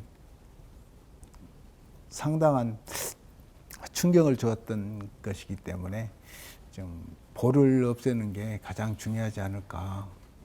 저는 그 생각을 많이 하고 있습니다. 네, 광주천이 앞으로 이제 다른 많은 문제점들을 개선할 수 있는 어떤 방향으로서의 사례와 또 바람들을 말씀해 주셨는데요. 그 하천의 수질 개선 정책을 통해서 변화된 모습을 그냥 남겨둠으로써 그 환경 체험 공간, 교육 공간으로 활용을 하는 것도 뭐 괜찮은 아이디어 같다라는 말씀을 또 해주셨습니다. 광주천 사업 앞으로 뭐 해결해야 할 과제들이 굉장히 많아 보입니다. 계획 수립만 해서 뭐 10년이 걸렸다라는 일본의 사례도 있듯이 향후 100년을 내다보고 광주천을 정비해야 한다는 측면에서 여기 이제 제일 중요한 게 예산 아니겠습니까? 뭐 국비 증액도 불가피해 보이는데요. 예산과 관련해서 이번에 이제 국가지정 하천으로 습격이 되면서 이런 부분이 조금 더 개선된 부분은 있으나 아직도 미흡한 부분들이 많으리라는 생각이 듭니다. 김종일 연구위원께서 좀 더 얘기를 해주시죠. 네, 이제 국가하천 구역에 대해서는 이제 중앙정부가 이제 하천 기본 계획을 10년마다 이제 수립을 하고 또 하천 조사를 이제 하게 되어 있습니다. 그래서 거기에 따라서 여러 가지 이제 홍수 방지나 또는 이수 관련된 이제 하천 공사를 이제 직접 시행을 하게 될 겁니다. 그래서 그런 부분에서 국비가 이제 많이 지원이 될 거다라고 이제 생각이 되고 이제 그 광주천의 어떤 그 수질 개선과 이제 생태 복원 이 부분은 우리 영산강 수질 개선에 아주 그 대단히 중요한 그 과제거든요. 그래서 이제 수질과 생태 복원 쪽에서도 중앙정부의 지원이 절대적으로 필요하다. 그래서 국비 지원을 통상적으로 뭐 현재는 이제 매칭 펀드로 지금 하고 있는데 그런 것들을 상향 조정해서라도 그 광주천의 수질과 생태를 복원하는데 국비를 이렇게 많이 좀 받아올 수 있는 그런 논리를 개발하는 게 중요하다고 생각을 합니다. 네, 그래서 최낙선 위원장께서도 이 국비 증액에 대해서 논리를 좀 제공하면서 증액 받을 수 있도록 좀 행정도 이런 부분에서 좀 열심히 해야 된다라는 부분을 말씀해 주셨는데요. 좀 구체적으로 어떤 부분이 특히 증액이 돼야 할지 네, 말씀해 주시죠. 이제 아까 얘기도 나왔었는데 아마 이제 국가천으로 되면 우선 홍수 예방에 대해서 어쨌든 간에 이제 국가가 책임지고 예산 지원을 하도록 돼 있는 것으로 알고 있거든요. 그래서 우선 지금 광주시가 추진한 단기 과제 같은 게 대부분 이제 11호, 시가 이제 11호 지금 추진하는데 그래서 지금 장기 과제로 넘어가 있는 아까 얘기 나왔던 양동시장 복개 예산과 문제 이런 문제도 쉽게 어떻게 보면 도심 속에 그 집중호우가 내렸을 때 홍수 문제에 상당히 위험한 부분이거든요. 그래서 이런 부분들은 국가 예산이 투입돼서 어쨌든 간에 장기 과제로 넘겼지만 우리가 단기 문제로 풀 수 있으면 지금부터 노력을 해가지고 국가 예산을 가져와서 좀 추진해야 되지 않겠냐라고 좀 생각을 합니다. 네, 장기적으로 뭐 이 홍수 예방 차원의 어떤 증액 문제는 단기로 좀 가져와서 미리 좀 예방할 수 있는 부분들을 마련하는 게 좋겠다라는 말씀을 해주셨는데요. 혹시 더 박경희 위원장께서 좀 더 부가적으로 설명해 주시죠. 광주천은 어쨌든 영산강의 또 하나의 주류 하천이라고 볼 수 있는 측면에서, 그리고 영산강의 수질 오염을 좀 악화시키는 여러 요인 중에 중요한 요인으로 꼽히고 있었기 때문에 좀 광주천만 볼 게 아니라 좀 넓게 영산강 유역권으로 시각을 좀 확대해서 이 광주천을 개선할 수 있는 예산의 증액을 영산강과 연계해서 좀 고려하고 그런 부분을 적극적으로 이렇게 제안해서 만들어 나가는 것들이 좀 더 필요해 보입니다. 네, 광주천의 광주다움의 행복, 또 회복, 또 좀 전에 말한 자연성, 생태 복원 차원에서 광주 시민의 염원은 굉장히 큰 것 같습니다. 늘 보고 있는 광주천의 어떤 대표성이 분명히 있는 거거든요. 그런 수건 사업에 있어서 이 생태 하천 복원에 대한 나름대로 방안, 물론 굉장히 어렵습니다. 우리가 지금까지 얘기해왔던 다양한 문제들이 해결돼야 하겠지만 가장 중점적으로 또 먼저 우선돼야 할 방안들이 어떤 것들이 있는지 각자의 좀 생각을 말씀해 주시면 고맙겠습니다. 박경희 위원장께서 먼저 말씀해 주시죠. 네, 광주천, 저희가 광주를 상징하는 게 무엇이냐라고 하면 가장 먼저 많은 시민들이 생각하는 게 무등산이라고 생각합니다. 그럼 그 다음은 광주천일까 했을 때 고개를 좀 갸웃하게 되는데요. 네. 어쨌든 도시, 우리가 살고 있는 광주라는 도시에서 이 광주천이 가지고 있는 의미라는 게 단지 우리가 가서 조금 쉬고 문화적인 향유를 하는 그런 공간으로서가 아니라 무등산과 영산가가 있는 주요한 생태 통로, 생태 축으로서 이 도시의 생태계가 건강하게 유지되게 하는 아주 중요한 기능을 하고 있다는 것을 좀 먼저 이해하고 들어가는 게 중요할 것 같습니다. 그래서 광주천을 우리가 건강하게 만들자라는 것은 이 도시 안에 살고 있는 시민들의 건강한 삶을 위해서 꼭 필요한 일이라는 거고요. 그래서 이 광주천을 살리는 것은 광주천의 외부적 요인들을 바꿔가는 게 아니라 광주천이 스스로 건강하게 흘러갈 수 있도록 자정 능력을 키워내는 방향으로 가야 된다. 그런 측면에서 계속 이야기되고 있는 지금 도시 안에서의 물순환, 이게 물이 구름에서 비가 되고 이 비가 다시 땅을 흘러가다 증발해서 하늘로 올라가는 이 순환 구조를 잘 만들어내는 것들이 필요한데, 이러기 위해서 빗물 활용들에 대한 적극적인 정책들을 좀 도시가 펼쳐내야 된다. 그리고 두 번째는 광주천에 대부분 복개되어 있는 이 지류하천들을 하나하나 다시 복원해 나가는 과정들을 통해서 시민들에게 물이 흘러가는 이런 자연적인 공간을 다시 되돌려주고, 또 전체적으로 이 지류하천의 물들이 광주로 들어오면서 광주천을 살아나게 하고 하는 선순환 구조들을 좀 만들어내는데, 그게 시간이 걸리고 예산이 투여되더라도 좀 장기적으로 고민되고 이 장기적인 과제에 계속 투자하고 투여할 수 있는 그런 우리의 관심과 노력이 좀 필요하겠다, 이런 말씀 드리고 싶습니다. 네, 빗물을 활용한다든지 또 복개 복원, 이런 근본적인 방안을 통해서 건강한 광주 시민의 삶이 곧 또 광주천을 살리기 위한 하나의 그 노력으로 이어질 수 있다라는 차원에서 말씀을 해주셨고요. 홍기혁 대표께서는 어떻게 생각하십니까? 지금 현재 광주천을 생태하천으로 만든다는 거 좋은 일인데 그 방법에서 많이 차이가 있는 것 같습니다. 네. 가장 이제 대표적인 것이 무엇이냐면은 그 유지용수 확보를 위해서 여러 가지 방법을 있는데, 그 중에서 가장 쉬운 방법을 지금 현재 택하고 있어요. 지금 영산강에서 그다음에 우리 오수 처리한 물, 그다음 주암댐 물, 이런 그 예부, 그러면 펌핑, 그다음에 지금은 또 새로 아리랑 물길 조성 사업에서 또 만들어내는 것이 제4 수원지에서 그 물길을 가져온다는 거. 그 이러한 방법보다도 가장 더 좋은 방법이 무엇일까, 저는 이제 많이 생각을 해봤었는데, 그 광주천 상류 쪽에다가 그 대표적으로 말씀드린 그 빗물 저류지를 만드는데 그 빗물 저류지를 좀 양이 크게 만든다면은 그 초등학교나 학교의 운동장을 지하화해서 거기서 빗물을 저류해서 그 빗물을 광주 시내를 관통을 해서 광주천으로 유입하게 하는 방법. 그다음에 그 광주천의 그 지류 하천들의 조그만 하천들을 상류를 하든가 이런 부분에 습지형 둔벙을 만들어서 상시적으로 물이 나올 수 있게끔 만들어서 뭐 지류하천도 살리고 그다음에 그 지류하천이 살아남으로 인해서 광주천도 같이 살아나서 유지용수도 확보되지 않을까. 저는 이제 그러한 얘기를 많은 생각을 가지고 이야기도 하고 그랬지만은 그 물순환 도시가 그 광주가 지정이 됐으면서도 그런 부분에 대해서 전혀 얘기가 나오지 않는 것이 의심스러운 것이 제가 한 말이 너무 공허하지 않는가 그런 네. 얘기가 많이 들어서 자괴감이 많이 듭니다. 네. 공허하더라도 뭐 시민의 차원에서 또 이런 아이디어는 얼마든지 또 받아들이고 늘 끊임없이 얘기를 한다면 언젠가는 또 정책이 또 반영될 수 있는 부분이 있어서 특히 유지 용수 확보에 관한 어떤 아이디어 차원에서 말씀을 해주셨습니다. 이 부분이 생태하천 복원 방안은 굉장히 또 중요한 문제다라고 언급을 해주셨는데요.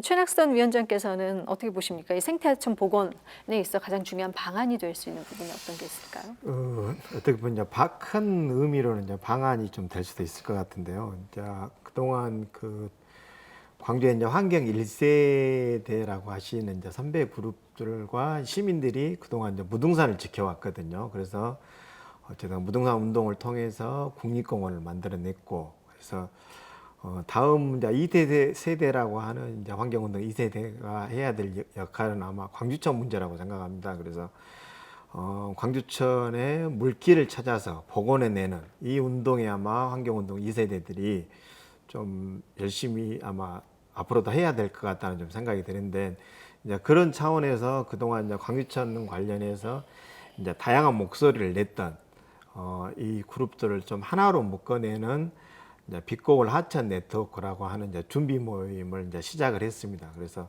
그 준비 모임을 통해서 좀 광주천의 미래를 좀 내다보고, 그때 지금부터서 그동안에 해왔던 이제 광주천 활동과 그다음 앞으로 광주천을 어떻게 활동할 것인가, 그런 내용을 다양한 내용들을 이제 전문가들하고 같이 의논해서 이거를 행정에 반영낼 수 있는 그런 역할들을 아마 이 네트워크를 통해서 좀 체계적으로 준비를 할 생각이 아마 하게 되면 그동안 장기 과제로 넘겼던 것을 우리가 단기에 좀 풀어낼 수 있는 어떤 지혜를 모을 수 있지 않겠냐라고 생각을 하고 있습니다. 네, 무등산을 살렸듯이 광주천을 살릴 수 있는 하나의 네트워크된 모임을 시작으로 해서 이런 의견들이 반영될 수 있게끔 하는 방안, 네, 설명을 해주셨고요. 김종일 연구위원께서는 어떻게 생각하시죠? 이제 오늘날의 이제 광주천은 이제 결국 광주시의 어떤 공간 구조나 주거, 상업, 어떤 뭐 교통 이런 그 시설들을 그 배치하게 한, 그러니까 토지 기용상의 이제 어떤 이제 문제가 되죠. 결국은 도시 계획상의 이제 문제가 있다라고 하는 것들을 이제 지적할 수 있습니다. 그래서 광주천 또 나아가 영산강과 황룡강을 그 고려한 도시 계획 어떤 그 마련이 필요하다라고 하는 점을 지적을 합니다. 아까 이제 홍기혁 그 대표님께서 광주천 상류에 빗물 저류 시설을 좀 조성을 해서 광주천으로 지속적으로 물이 흐르도록 하자라고 하는 말씀을 주셨는데, 그동안에 보면 광주천 상류는 어떻게 보면 도시화가 가급적이면 안 가도록 그렇게 했어야 되는 공간인데, 지금도 보시면 용산지구, 내남지구, 선교지구가 그 광주천 그 최상류 구역입니다. 그런 지역까지 도시구역으로 개발이 이제 되는 상황들입니다. 우리가 광주천에 대해서 이렇게 문제를 논의하고 있는데도 하는데, 또 다른 한편에서는 광주천 상류에 정말 빗물이 스며들어서 광주천으로 빗물이 다시 흘러나와야 되는 그런 지역까지 콘크리트와 아스팔트로 덮이는 이런 그 이제 현상들이 나타나고 있어서 도시계획 전반에서 어떤 그 광주천의 문제를 바라볼 필요가 있다고 생각을 합니다. 네, 광주천만의 문제라기보다는 도시계획, 광주시 도시계획 안에서 이 광주천 문제는 다뤄져야 하고 늘 개발과 보존의 이 충돌로 인한 여러 가지 문제점 고스란히 또 시민들이 받는 거 아니겠어요? 그래서 이 오늘 그 주제이기도 합니다만 국가하천으로서 이 광주천이 앞으로 생태 복원하는 데 있어서 시민의 역할은 무엇일지 이 정책적으로 이제 일을 하셔야 될 분들이 할 부분이 있고 또 시민 여러분들이 우리의 하천으로 광주천을 좀 여기고 노력해야 될 부분들이 있을 것 같습니다. 본인의 생각들을 좀 간단하게 말씀해 주시면 좋겠는데요. 천학선 위원장께서 좀 얘기해 주시죠. 예. 그 이제 광주천은 그동안 이제 우리 쭉 얘기가 나왔던 것 같이 그 광주천을 이용하는 이제 중심이 그동안 사람이었다고 한다면 사람의 이용을 좀 줄이고 그래서 줄여내서 좀 동식물들이 이용할 수 있는 공간을 만들어주는 것에서 광주천의 생태하천 복원은 시작이 돼야 된다고 생각하거든요. 그래서 거기에 이제 우리 시민들이 그동안 광주천을 바라보는 입장에서 좀 더 뭔가 생각을 좀 바꿔줘야 되지 않겠냐라고 생각을 합니다. 그래서 현재 광주천의 자원과 우환을 모두 다 시민들이 사용하고 있는 이 부분에 대해서 뭔가 우리가 자연에게 혜택을 받은 만큼 다시 자연에게 돌려줘야 된다라고 하는 그런 생각의 좀 전환이 좀 필요하지 않겠냐고 생각합니다. 그래서 우선 광주시와 우리 민간단체가 자연에게 돌려주는 구간으로서 시범 구간을 진행하고 있는 이 400m 구간을 하는 데 있어서 시민들이 좀 더 관심을 갖고 그래서 그 구간에 어떤 동식물들이 어쨌든 편안하게 와서 거기 안에서 좀 생활할 수 있도록 좀 될 수 있으면 그 구간에 좀 멀리 떨어져서 산책을 한다든지 자전거를 좀 이용을 하고 그래서 많이 늦었지만 지금 시작하는 것이 그래도 다음 세대를 위해서 우리는 늦지 않았다라고 하는 그런 의미로 시민들의 좀 생각의 전환이 필요하지 않겠냐라고 생각을 합니다. 네, 광주천의 주인은 당연히 광주 시민이었다라는 생각으로 그동안 이용했다면 이제는 동식물들에게도 좀 양보할 수 있는 그런 인식의 전환이 좀 필요하다라는 말씀을 해주셨고요. 박경희 위원장께서도 한 말씀 해주시죠. 예. 시민들이 자연 생태계를 이어가고 자연을 보존하자고 이야기하면 이게 시민들의 편리와 사용하고 이게 정반대된다라고 생각하는 갈등 구조로 좀 이해하는 측면이 강한 것 같습니다. 네. 근데 이번에 이게 자연에게 돌려주는 구간을 이야기하면서 들었던 것은 이 광주천을 자연에게 돌려주면 이 자연은 시민들에게 돌아온다. 라는 것이었는데요. 이런 인식이 시민들 안에서 좀 넓게 좀 확장될 필요가 있을 것 같고요. 이번에 이제 기후변화나 기후위기라고 지금 이야기하죠. 기후위기나 코로나 팬데믹 현상을 거치면서 자연이 우리에게 얼마나 많은 혜택을 주고 있는지에 대해서 이제 많은 시민들께서도 인지하시고 느끼실 거라고 생각을 합니다. 그런 측면에서 이 광주에 광주천이라는 공간이 있다라는 게 우리에게 얼마만큼 큰 혜택을 주고 있는지 좀 인식하고 이것을 그동안 많은 시민들이 이용의 측면에서 광주천을 바라봤다면 이제는 조금은 그 공간을 자연에게 돌려줌으로써 궁극적으로는 그 자연이 주는 혜택을 우리가 다시 받아낼 수 있도록 하는 거다라는 좀 시민들의 인식 전환, 그리고 그 인식 전환을 할 수 있도록 광주시에서도 좀 적극적인 홍보들이 좀 이루어져야 될 것 같고 민간에서도 그에 대한 좀 교육이나 홍보들이 좀 같이 이루어질 필요가 있겠다 생각이 듭니다. 네, 개발과 이용 차원의 그동안의 인간의 활동이 잠시 쉼으로써 사실은 많은 자연에게 고개를 돌렸던 순간이 지금 이 코로나의 위기 속에서도 그런 부분들이 많이 목격되고 있는데요. 바로 그런 차원에서 시민 여러분들에게 어떤 당부 말씀이었던 것 같습니다. 홍기혁 대표께서도 시민분들이 할 수 있는 부분들은 어떤 것들이 있을지 한 말씀 해주시죠. 박경희 위원장님이 이제 좋은 이야기는 다 해버린 것 같습니다. 네. 근데 이제 시민들로 있어서 특히 이제 제가 생각할 때는 마음가짐으로 가져야 될 게 뭐 있을까?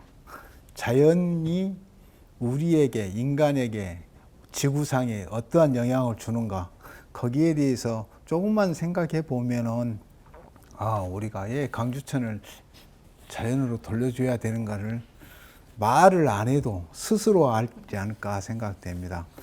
그 우리가 쭉 논의를 해왔던 이제 여러 가지 그 과제들이 시민 참여형이 이제 일부 뭐 정원 뭐 이런 것들은 좀 있습니다만은 그런 사업들이 많지 않아요. 그래서 이제 앞으로는 그 시민들이 인식을 개선하고 시민 참여할 수 있는 그런 사업들을 예를 들자면 복개하천 그 복원 사업들도 그 교통량이 많고 그냥 복잡한 구간보다는 상류 구간들도 복개된 구간들이 좀 있습니다. 그래서 그런 구간들, 즉 마을 앞을 흐르는 작은 복개된 그 구간, 마을 앞길 이런 구간들을 주민들 뜻을 모아서 합의를 도출해가지고 복개를 해냈고 거기에 맑은 물이 흐르고 또 그 많은 수생식물들이 서식하는 이런 공간으로 이렇게 이제 바꿔 놓는다면 주민들이 거기에 이제 그 자기들이 스스로 가꾸고 또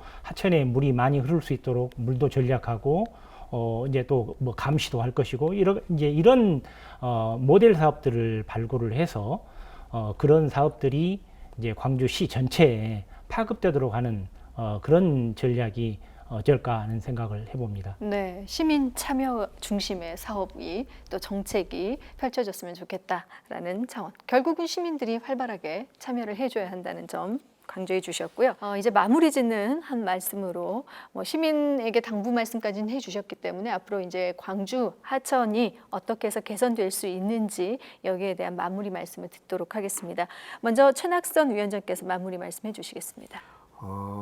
광주천을 바라봤을 때 어떤 게 시급하고 어떤 게 시급하지 않는 것이라고 구분을 할 수 없다고 봅니다. 그래서 우리가 이제 예산이라든지 여러 가지 부분 때문에 하지 못한다든지 아니면 시민들의 어떤 합의가 필요해서 하지 못한다고 하는 사업들이 이제 그런 사업들은 논의로서만 끝나버렸는데 적어도 이제 저희가 이제는 뭔가 다음 세대를 위해서 우리는 어떤 것을 해야 되는가라고 하는 것 좀 고민을 해봐야 되지 않겠냐라고 생각을 합니다. 네. 감사합니다. 다음 박경희 위원장께서 마무리 말씀해 주시겠습니다. 예.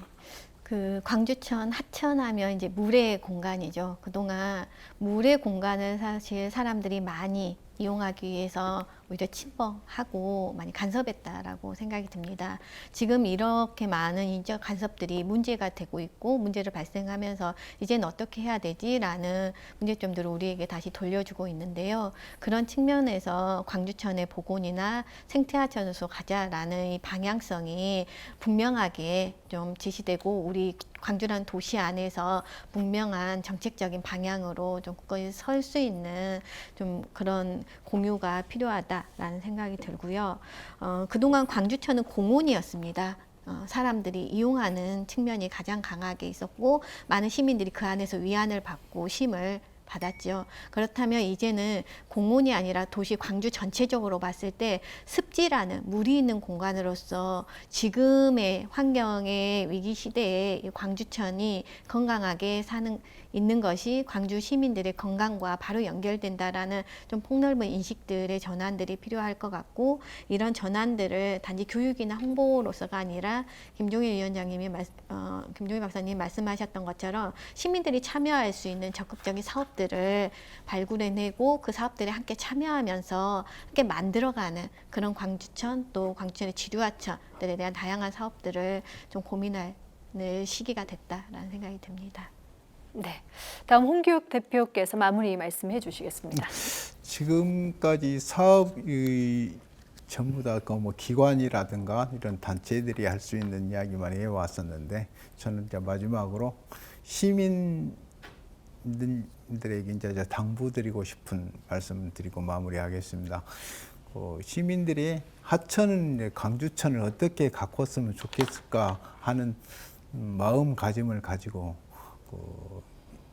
임해 주셨으면 좋을 것 같고요. 그다음에 특히 오염원 시설, 오염원을 배출 문제라든가 그런 문제에 대해서는 어떠한 뭐 사업으로 해서 될 것이 아니고 시민 스스로 이루어지지 않으면은 그건 이루어지지 않을 것 같습니다. 그래서 시민 스스로 광주천의 애정을 가지고 보살펴 주셨으면 좋겠습니다.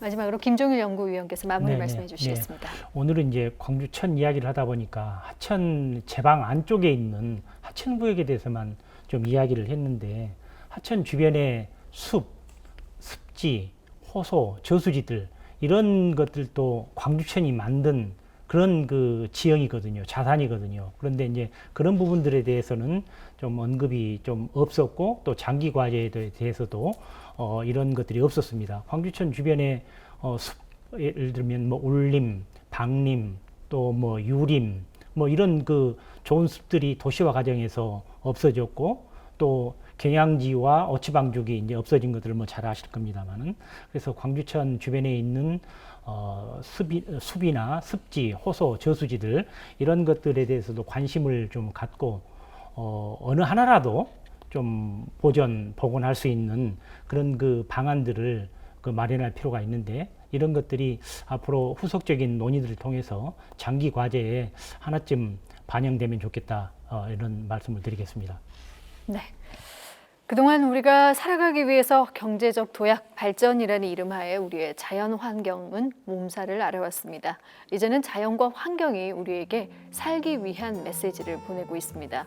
광주천이 본래 모습을 되찾아서 살기 좋은 생태 환경의 도시 광주가 되길 바라면서 오늘 이 시간 마무리 짓겠습니다. 함께해 주신 여러분 고맙습니다.